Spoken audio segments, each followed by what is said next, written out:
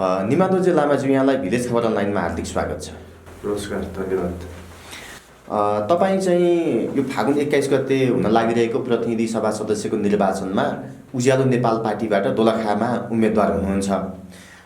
खास यो तपाईँको उम्मेदवारी केका लागि हो?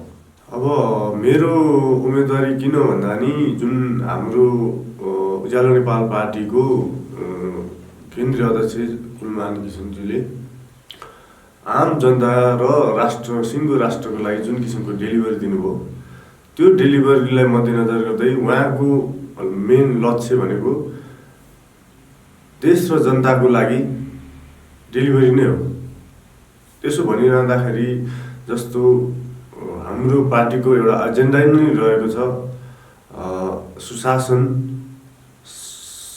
समृद्धि र सामाजिक न्याय रहेको हुँदाखेरि देशको हरेक क्षेत्रमा जुन हिजोको दिनमा उहाँले एउटा ऊर्जा क्षेत्रमा मात्रै उज्यालो बनाएर जुन देशभर उज्यालो बनाउने अभियान चलाउनु भयो, त्यो ऊर्जा क्षेत्रको मात्रै उज्यालोले भएन। हरेक क्षेत्र कानुन, शिक्षा, स्वास्थ्यदेखि लिएर रोजगारदेखि लिएर यस्ता थुप्रै किसिमका चाहिँ क्षेत्रहरू छन् जहाँ चाहिँ हामीले चाहिँ उज्यालो बनाउनु पर्ने छ। त्यसैको आधारमा म आम दोलखावासीहरूलाई पनि यो विनम्रता अनुरोध गर्न चाहन्छु कि विशेष गरेर हाम्रो दोलखावासीहरूमा म त कतिपय जिल्लाको विभिन्न क्षेत्रमा पुगिरहँदाखेरि के मात्रै देखेँ भन्दा केवल अहिलेको विकास भनेको एउटा त्यो ऊर्जा क्षेत्रको मात्रै, हाइड्रो पावर भन्दा अरू मैले कुनै पनि विकास नदेखेको अवस्था भएकोले गर्दाखेरि यस्ता क्षेत्रहरू छन्, धेरै क्षेत्रहरू छन्। त्यो क्षेत्रहरूमा पनि एउटा जुन किसिमको उहाँले ऊर्जा क्षेत्रमा उज्यालो ल्याउनु भयो, त्यसै गरी उज्यालो ल्याउनु जरुरी छ भन्ने उद्देश्यका साथ मेरो उम्मेदवार चाहिँ दोलखा जिल्लामा रहेको छ। हजुर, अब जस्तो तपाईँले चाहिँ समग्रमा केही विषयहरू उठान गर्नुभयो कि समग्रमा पार्टीले के कस्तो नीतिहरू लिएका छ भन्ने कुराहरू चाहिँ सुरुवातमा पनि भनिसक्नु भएको छ। अब जस्तो तपाईँ चाहिँ दोलखाको उम्मेदवार बन्दै गर्दाखेरि, दोलखाका मतदाताहरूलाई भेट्दै गर्दाखेरि, नागरिकहरूलाई भेट्दै गर्दाखेरि चाहिँ अब तपाईँले पक्कै पनि आफ्नो प्रतिबद्धता पत्र पनि सार्वजनिक गर्नुभएको छ, पार्टीको घोषणा पत्र पनि सार्वजनिक भइसकेको छ। के कस्ता विषयवस्तुहरूलाई चाहिँ अलिकति बढी ध्यान दिएर उठाउनु पर्ने रहेछ? के तपाईँका चाहिँ एजेन्डाहरू चाहिँ के हुन्छ? अब तपाईँ चाहिँ निर्वाचित हुनुभयो भने के गर्नुहुन्छ दोलखामा?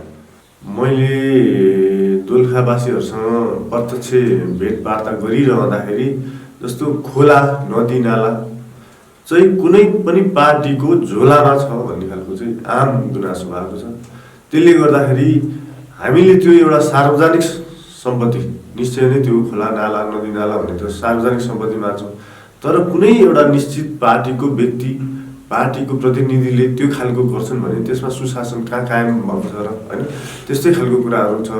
विकास निर्माणकै कुरा गर्दाखेरि सडक एउटा पूर्वाधारहरूकै कुराहरू गर्दा नि त्यहाँनिर चाहिँ सम्बन्धित ठेकेदारहरूले जुन किसिमको ठेका लिएर चाहिँ जुन प्रक्रिया अगाडि बढाउँछ, त्यो कुरामा के दियो भने हजुरको हाम्रो एजेन्डा भनेको त्यो कामको 100% हुनु पऱ्यो भन्ने खालको। जस्तो अहिलेको खण्डमा जुन गुणस्तरको कुराहरू आयो ठेकापट्टामा, त्यो बिचौलियाको माध्यमबाट चाहिँ तपाईँले अब नेताहरूले कुनै एउटा पक्षको गुन्डागर्दी गर्ने प्रवृत्तिको व्यक्तित्वहरूले जुन ठेकेदारीहरूसँग चाहिँ जुन खालको पैसा असुल गर्ने खालको चलन चल्ती छ, त्यसलाई चाहिँ हामीले निर्मूल गरेर 100% जतिको ठेका लिएको टेन्डर आह्वान गरेको छ त्यो बराबरको काम र गुणस्तर छ कि छैन भने चाहिँ त्यसको चाहिँ मूल्याङ्कन गर्ने भन्ने योजना राखेको छ। दोलखाको जलविद्युतसँग सम्बन्धित भएर तपाईँको र तपाईँको पार्टीको एजेन्डा के हो? दोलखामा थुप्रै हाइड्रो पावरहरू भइराख्दा पनि जनताले चाहिँ हिजोको दिनमा त लोड सेडिङ खेप्नु परिरहेको अवस्था, विशेष गरेर अहिले चाहिँ हाम्रो न्यूनतम मूल्य चाहिँ 30 रुपियाँमा झार्नु भएको छ, जुन पहिला 80-90 रुपियाँ तिरिराख्नु भएको छ। भनेपछि हाम्रो आम दोलखावासीलाई समृद्धिको बाटोमा हिँडाउनु छ भने त त्यो त अझै मिनिमममा राख्नु पर्यो। हाम्रो दोलखा विशेष गरेर यति धेरै हाइड्रो पावरको सम्भावना भएको जिल्ला, त्यसमाथि यति धेरै हाइड्रो पावरले उत्पादन गरेर बिक्री वितरण गरिसकेको अवस्थामा हाम्रो दोलखावासीले नै चाहिँ किन बत्तीको पैसा तिर्ने भन्ने एउटा प्रश्न चाहिँ त्यहाँनिर रहन्छ।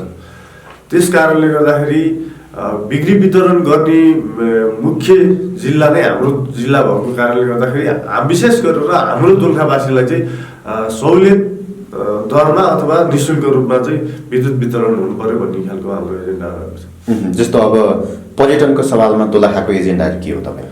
पर्यटनको सवालमा भन्नुहुन्छ भने हामी एकदमै भाग्यमानी छौँ। हामी आम दोलखावासीहरू, अहिले मैले भनिहालेँ हजुरलाई, दोलखावासीहरू यति इमान्दारी हुनुहुन्छ। त्यसको एउटा मात्रै उस छ भने एउटा धार्मिक र आस्तिक जुन हिसाबको हाम्रो आम दोलखावासीहरू हुनुहुन्छ, जस्तै शैलुङ्गेश्वर महादेव हुनुहुन्छ, यहाँ हाम्रो दोलखा भीमसेन हुनुहुन्छ, कालिम्चोक भगवती हुनुहुन्छ, त्यसै गरी तपाईँको गौरीशङ्कर पर्यटन क्षेत्र लगायतका हाम्रो हिमताल, पवित्र हिमताल छोरलपाल लेकदेखि लिएर अब जिरी जस्तो नेपालकै स्विजरल्यान्ड भन्ने यो अगाडिको पुराना पार्टीहरूले एउटा कस्तो भने रोड म्याप एउटा चुनावी घोषणापत्रमा मात्रै सीमित राखेको अवस्था छ। पूर्वाधारहरू जस्तो सडक हेर्नुभयो भने सैलुङ जाँदाखेरि अहिले तपाईँ जानुभयो भने धुलोले हजुरको यति साह्रो, अनि त्यो ठाउँमा कसरी पर्यटन भित्राउन सकिन्छ। अनि एउटा टोयलेटको धरि, सामान्य टोयलेटको धरि व्यवस्था नभएको अवस्था छ। लगायतका होटल व्यवसायहरू नभएको कारणले गर्दाखेरि हामीले पर्यटन लगायतका आन्तरिक तथा बाहिरी पर्यटन भित्र आएर पनि आम गोर्खावासीलाई समृद्ध बनाउनलाई एउटा महत्त्वपूर्ण भूमिका खेल्छ जस्तो मलाई लाग्छ।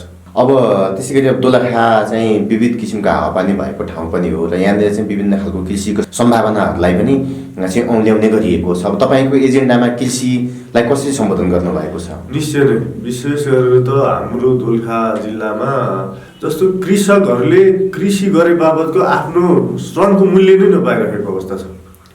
भोलिको दिनमा हामीले एउटा कृषिलाई आधुनिकीकरण गरेर श्रम कृषिको एउटा मूल्य आउने हिसाबले कृषिलाई आधुनिकीकरण, जस्तो किसानहरूलाई सहुलियत दरमा मल, जस्तो हजुरको हामी घर दैलो अभियानमै थियौँ केही समय अगाडि। दोलखा बजारमा कृषकहरूको गुनासो के थियो भन्दाखेरि मल नपाइरहेको अवस्था। त्यसमा के छ भन्दाखेरि 150-200 जना मान्छे बिहानदेखि केही नखाइकन लाइनमा मल आउँछ भनेर लाइन बसिरहेको अवस्था थियो। भनेपछि यस्तो खालको एउटा राज्यको पक्षले एउटा कृषि पर्यटन जुन त्यसो भनिरहँदाखेरि हामी दोलखावासीलाई त्यो खालको असुविधा भएको देखेँ, मैले पाएँ प्रत्यक्ष रूपमा। त्यसले गर्दाखेरि अब भोलिको दिनमा कसरी हुन्छ, कृषकहरूलाई विशेष गरेर ऋण सहुलियत दिएर हुन्छ कि अब जस्तो अहिले ट्र्याक्टरहरू सहुलियत छुटमा वितरण गरिरहेको छ, हुनसक्छ त्योभन्दा अझ न्यूनतम शुल्क अथवा निःशुल्क उपलब्ध गराएर हुनसक्छ कि। अब तपाईँले जित्ने बित्तिकै अहिले तपाईँले भनेका यी एजेन्डाहरू अथवा यी समस्याहरू चाहिँ समाधान भइहाल्छन् भन्ने आधार चाहिँ के छ त?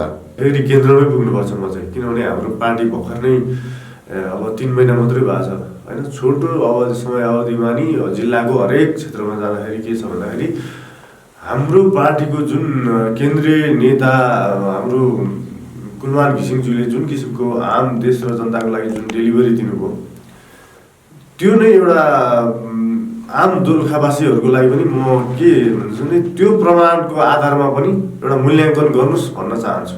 यो हाम्रो उज्यालो नेपाल पार्टीको जुन अहिले वृक्षारोपण एउटा बिउ मात्रै रोप्ने काम भएको छ, तसर्थ म के भन्न विश्वास दिलाउन चाहन्छु भने जुन हाम्रो केन्द्रीय नेताको नीति निर्देशन अनुसारको जुन डेलिभरी दिनुभएको छ त्यो किसिमको डेलिभरी चाहिँ दिन सक्छु म दोलखा जिल्लावासीहरूलाई भन्न चाहन्छु। पुरानो दलले चाहिँ केही पनि काम गरेनन्, कमजोरी मात्रै भयो भनेर आरोप लगाइरहेका छन्। फेरि चाहिँ तपाईँको पनि अवस्था त्यही भयो भने जनताले के गर्ने, मतदाताहरूले के?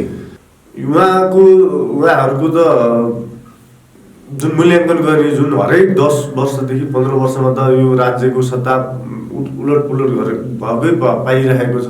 यो अवस्थामा त उहाँहरूले पनि हाम्रो मूल्याङ्कन गर्न सक्नुहुन्छ नि। मलाई जहाँसम्म लाग्छ यदि आम दोलखावासीहरूले मलाई विजयी गराएर पठाउनु भयो भने यो खालको भोलिको दिनमा हामीले यो जसरी अहिले छोटो अवधिमा जुन घर दैलो गरेर मत माग्नुका छौँ, तपाईँहरू यसरी मत माग्नु आउनुपर्ने पार्टी नै होइन भन्ने खालको जुन उत्साह र उमङ्ग छ आम जनताहरूमा, त्यो खालको कामले हाम्रो पार्टीको हुने के छ भन्दाखेरि गफ होइन, काम भाषण होइन, परिणाम भन्ने छ। त्यसले गर्दाखेरि जनताहरू यति उत्साहित हुनुहुन्छ कि तपाईँहरू आउनु भएको छ, राम्रो काम गरेको पार्टी हुनुहुन्छ, साह्रै खुसी लागेको छ भन्ने खालको जुन हौसला दिनुभएको छ, तसर्थ जहाँसम्म लाग्छ उहाँहरूको विश्वासलाई हामी धोका दिँदैनौँ भन्ने। अहिलेसम्मको वस्तुस्थिति हेर्दाखेरि तपाईँले दोलखामा निर्वाचन जित्ने सम्भावनालाई आफैले आत्ममूल्याङ्कन गरेर हेर्दाखेरि, मतदाताहरूको प्रतिक्रिया सुन्दै गर्दाखेरि चाहिँ कस्तो देख्नु भएको छ? तपाईँ विजेता बन्नुभयो भने न यी तपाईँले भनेका एजेन्डाहरू कार्यान्वयन गर्न सकिने हो? अब मैले अघि भनिहालेँ हजुरलाई, हामी जिल्लामा निकै छोटो समय अवधिभित्र आयौँ।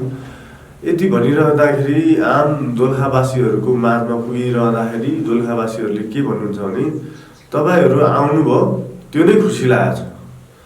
तपाईँहरू आउँदाखेरि दोलखामा गौरवान्वित महसुस गर्न पाएका छौँ, किनकि हामीलाई त यो उज्यालो नेपाल पार्टी भनेको दोलखा जिल्लामा छँदै छैन भन्ने कुरा जुन हिसाबले उहाँहरूले चाहिँ एउटा सूचना पाउनु भएको थिएन, सूचनाबाट वञ्चित हुनुभएको थियो। त्यस कारणले गर्दाखेरि चाहिँ आम दोलखावासीको उत्साह र उमङ्ग अनुसार चाहिँ यो निश्चय नै, अब हजुरलाई अहिले पनि जानकारी गराइहालेँ, जेनजी आन्दोलनपछिको बिल्कुलै नयाँ भनेको यो मात्रै हाम्रो उज्यालो नेपाल पार्टी हो। तसर्थ जनताहरूले परिवर्तन खोज्नु भएको छ, विशेष गरेर युवाहरूले। त्यस कारणले गर्दाखेरि मलाई जहाँसम्म लाग्छ दोलखावासीहरूले परिवर्तन सँगसँगै नयाँ नयाँ भनिरहँदाखेरि फेरि कुन किसिमको नयाँ त, कुन किसिमको नयाँ र कस्तो किसिमको नयाँ, कसरी आएको नयाँ भन्ने कुराहरू भएकोले गर्दाखेरि चाहिँ हामीलाई दोलखावासीहरूले विश्वास गर्नुहुन्छ र मेरो जित दोलखामा सुनिश्चित छ जस्तो लाग्छ। भनेपछि तपाईँले जुन हामी मात्रै नयाँ हो भन्नुभयो नि, अहिले त नयाँ नयाँ भनेर धेरै चाहिँ पार्टीहरूले, उम्मेदवारहरूले हामी नयाँलाई मौका दिनुहोस् भनेर भनिराखेका छन्। तपाईँको परिभाषाको नयाँ चाहिँ खास को हो, के हो? यस्तो छ, निश्चय नै योभन्दा अगाडि थुप्रै राजनीतिक दलहरू, अहिले नयाँ भनिरहेको राजनीतिक दलहरू पनि संसदमा गएर संसदमा जानु भएर उहाँहरूले चाहिँ काम गरिरहेको अवस्था। यसो भनिरहँदाखेरि जस्तो हामी निश्चय नै नयाँ कुन हो भन्दाखेरि हरेक क्रान्तिको पछाडि क्रान्तिमै जोड्नुपर्छ। विशेष गरेर जुन युवाहरूले जेनजी आन्दोलन गर्नुभयो त्यस पश्चातको देश चाहिँ सङ्कटमा परेको बेलामा तिनवटा मन्त्रालय सम्हालेर जुन हाम्रो पार्टी अध्यक्षज्यूले जुन नेतृत्व गर्नुभयो, डेलिभरी गर्नुभयो, जनताको सेवाहरूलाई चाहिँ यसरी right man right place and right time भनेर जुन किसिमको चाहिँ एउटा डेलिभरी गराइदिनु भयो, त्यसले गर्दाखेरि त्यो कुरा, त्यो आन्दोलनपछिको नयाँ भन्ने हामी मात्रै छौँ भन्ने आम दोलखावासीहरूलाई अवगत गराउन चाहन्छु। र अन्तमा हाम्रो कुराकानीलाई हेरिरहनुभएका आम दर्शकहरू जो दोलखावासी आमा बुबा, दाजुभाइ, दिदीबहिनी अथवा दोलखावासी नागरिक हुनुहुन्छ, विशेष गरी उहाँहरूलाई तपाईँ एउटा उम्मेदवारको हैसियतबाट त्यस्तो केही अपिल गर्न चाहनुहुन्छ भने कृपया गर्न सक्नुहुन्छ। धन्यवाद। आम दोलखावासीहरूलाई म के विनम्र अनुरोध गर्न चाहन्छु भने अहिलेको जेनजी आन्दोलनपछिको नयाँ मध्येमा एउटा मात्रै पार्टी हाम्रो उज्यालो नेपाल पार्टी रहेको छ। चुनाव चिन्ह बलिरहेको चिम रहेको छ र यो आगामी फागुन 21 गते हुने जुन निर्वाचनमा हजुरहरूले जुन नयाँ भनिरहँदाखेरि परिवर्तन चाहँदाखेरि म स्वयं निमादुर जिल्लामा प्रतिनिधि सभा सदस्यको उम्मेदवारी दिएको कारणले गर्दाखेरि यहाँहरूले अत्याधिक बहुमतले विजय गराइदिनु हुन हार्दिक अपिल गर्दछु। धन्यवाद। होटल एम्ब्रोसिया बाह्य तथा आन्तरिक पर्यटकको सेवाका लागि हाजिर छ। सुलभ मूल्यमा आरामदायी बसाई तथा विभिन्न किसिमका स्वादिष्ट परिकार। जरीकोटको सबैभन्दा उत्कृष्ट र दोलखा जिल्लाकै पहिलो 2 स्टार होटल। तालिम प्राप्त र दक्ष कुक तथा वेटरबाट सेवा प्रवाह। विभिन्न प्रकारका खानाका परिकार सहित व्यवस्थित रेस्टुरेन्ट। तालिम, गोष्ठी, सेमिनार लगायतका कार्यक्रमका लागि हलको व्यवस्था। दोलखा जिल्लाको दृश्य अवलोकनका लागि भ्यू टावर सहित आकर्षक रूफटप गार्डन। र दोलखा जिल्लाको पर्यटन विकासमा सहयोगी भूमिका खेल्दै आएको दोलखा आउँदा चरीकोटको साथी होटल एम्ब्रोसिया। सम्पर्क नम्बर 049 421 600, 049 421 555 र 98 540 81 130।